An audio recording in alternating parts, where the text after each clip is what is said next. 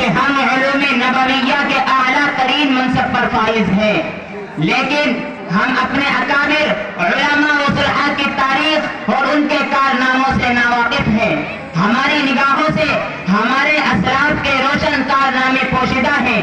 آج میں آپ حضرات کے سامنے انہی روشن کارناموں پر روشنی ڈالتا ہوں۔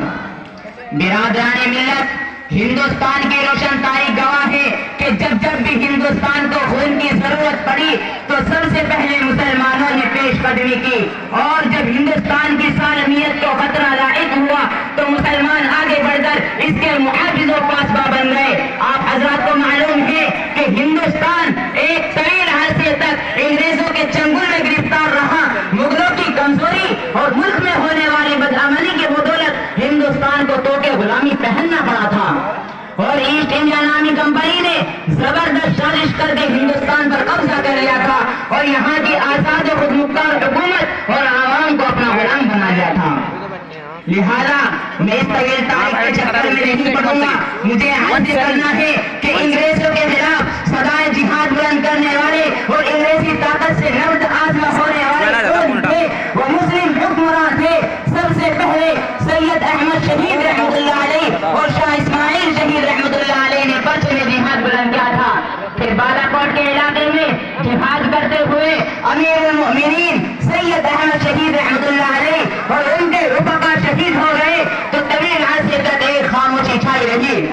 1757 میں پالاسی کا معاہدہ ہوا اور شہر بنگال نواب سراج الدولہ نے ایسٹ انڈیا کمپنی کے خلاف عالمی جہاد بلند کیا اور انگریزوں سے ٹکر لی، مگر اپنے سپہ سالار میر جعفر کی غداری کی وجہ سے فتح شکست میں بدل گئی، اور ہندوستان کا طویل حصہ انگریزوں کے قبضہ اقتدار میں چلا گیا تھا۔ بہار و بنگال پر انگریزوں کا کنٹرول ہو گیا تھا۔ پھر جنوبی ہندوستان میں ایک گرج سنائی دی، وہ گرج کس کی سنائی دی؟ وہ گرج ٹیپو سلطان کی گرج سنائی دی۔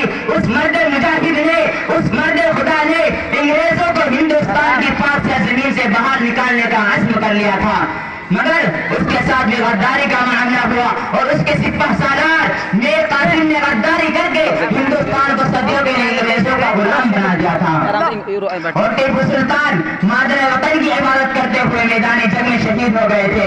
اور اس وقت ٹیپو سلطان کی شہادت پر انگریزوں نے بڑے فخر سے کہا تھا کہ اب ہندوستان ہمارا ہے۔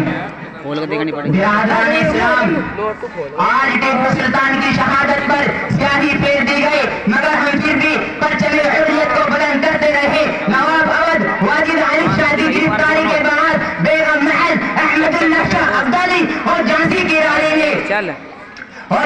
رانی نے انگریزوں کے سامنے سر جھکانے کے بجائے اور آزادی کا سودا کرنے کے بجائے دیش کی حریت و آزادی پر قربان ہونا گوارا کیا۔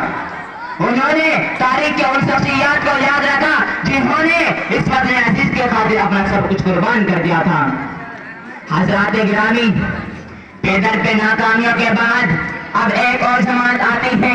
مسجد و محراب کے باشی تسبیح عامہ رکھنے والوں کی جماعت آگے بڑھتی ہے اور پرچم حریت کو بلند کرتی ہے، وہ شمع آزادی کا محافظ و نگہبان بن کر سامنے آتی ہے، جس کے نتیجے میں 1857 کا انقلاب برپا ہوتا ہے۔ یہ علماء کی تحریک تھی کہ شاملی کے میدان میں معرکہ ہوتا ہے، ہزاروں افراد، ہزاروں علماء جذبۂ جہاد سے سرشار ہو کر انگریز کے خلاف سرکارا ہو گئے۔ آخری مغل تاجدار بہادر شاہ ظفر کی بادشاہت پر متفق کی جماعت دیش کو بے لہو کا خلاف پیش کرنے کے لیے آگے